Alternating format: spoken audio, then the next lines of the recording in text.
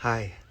I wanted to share something very formative and big for me as it's fresh. I've recently come into this idea of attachment theory, where when someone has anxious attachment, they're not feeling okay until they have what they need.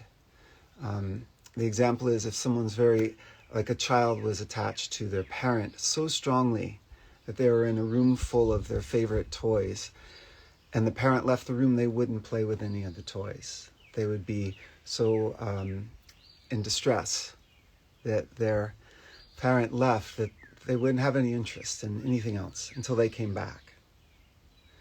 The other side of it is avoidant, whereas if we felt that our autonomy was being stepped on, if we didn't like an environment, if we didn't like a presence, didn't like a situation, we would run to protect.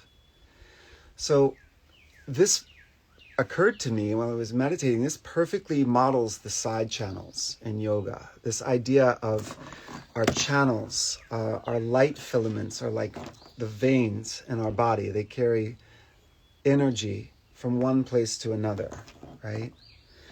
As we are always plugged into source energy, right? Truth, pure love. This is related to what's called the central channel, or the Sushumna Nadi. This is the place where unconditional love, centered expression of love happens without the craving of the side channels. Okay, so how this connects? The side channels, they say, are two sides, mainly. The right side, which is about that avoidant energy, a hostility towards what is. I don't like this challenge, this feeling, this situation, this behavior. So we push away, we distance, we run, which may have its good place if it's protection. If we feel our territory is being encroached upon and we need more autonomy in our time space, this is appropriate. But when we're vulnerable and it's time to stay engaged, but there's that trigger to run, it's helpful to know about the right channel's disposition to push away. The left channel, it's my prop, the left channel is the opposite, right? The anxious, preoccupied. I'm not getting their attention. I'm not getting their time space. I'm not getting the accolades, the object. You could just solve for X. Whatever you're missing, you feel you're missing, you're not okay with in the present, that's left channel. Now, if we were just dealing with one of these at a time, it would be hard enough, but a chakra means the side channels have twisted. They've created a knot, a place of arrested development within us where we have both of these energies at the same time. And in relationship, this is so common. I'm not getting what I want, so I might get angry at that person. It's easier to refuse them and to be with this feeling of distress that's in my heart. And then so we project out that person's bad, that person's toxic, that person's whatever.